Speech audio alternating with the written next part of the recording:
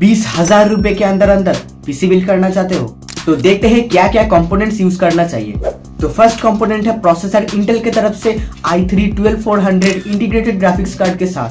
Motherboard है MSI Pro H610ME। XPG की तरफ से 8GB रैम जो कि 3200 MHz पर क्लॉक्ड है।